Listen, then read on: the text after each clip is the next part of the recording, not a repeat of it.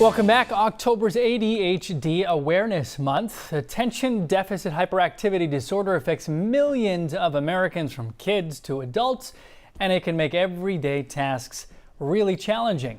Hannah Bookbinder, an ADHD coach with nearly 30 years of experience, joins us now live with insight and strategies living successfully with ADHD. We thank you for being here. I should acknowledge up front that several of my family members have been diagnosed. I'm sure if I was tested early on, I probably would have been too.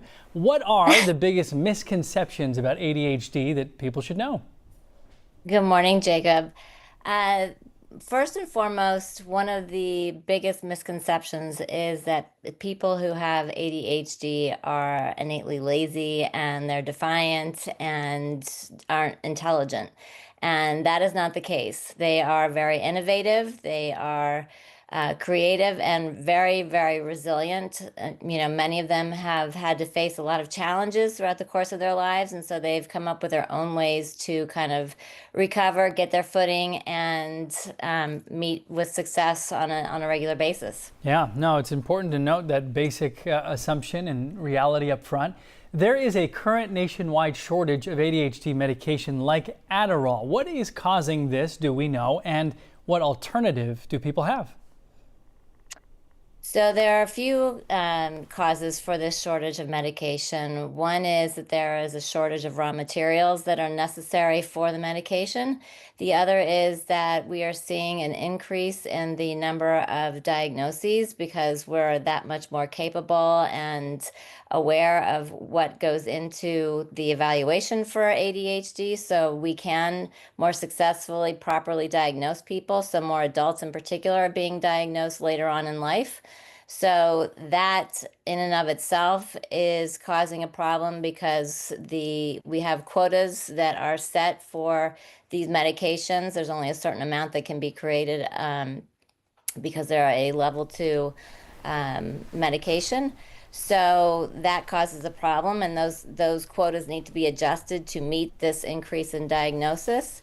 Alternatives would include speaking with your physician about alternative medications, as well as making some behavioral changes like lifestyle changes, making sure you're exercising, having a proper diet, using some mindfulness, and having proper sleep hygiene.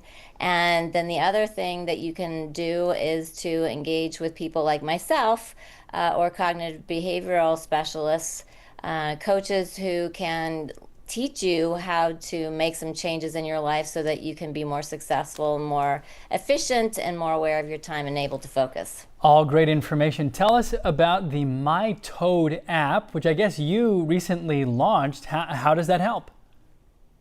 So TOAD stands for Time Management, Organization, Accountability, and Dialing In. And what it does is it helps individuals to take every single thing that they need to do over the course of their lives and streamlines it into one place. The ADHD brain does much better when it's not interrupted and can reach a flow pace. So this app is unique in that it allows the user to stay in one place, and if you need to write out a form or brainstorm your ideas in a workspace, it's right there. If you want to take the get to-do list of things that you have to do on any given day and kind of manage them, everything is right there in your pocket, and it is actually teaching you to establish these executive functioning skills, and that's what makes it unique and special. And finally, Hannah, one key takeaway, if people are watching, what should people remember about living successfully with ADHD? I think that you have to remember that even though you have ADHD does not have to define you, and that you in your own right have many, many strengths that you bring to the table. And if you can capitalize on those and utilize tools like the TOAD or the book that I created, then you're going to be able to be successful in your life. Okay, let weak things become strong. Thank you so much, Hannah Bookbinder, for your time.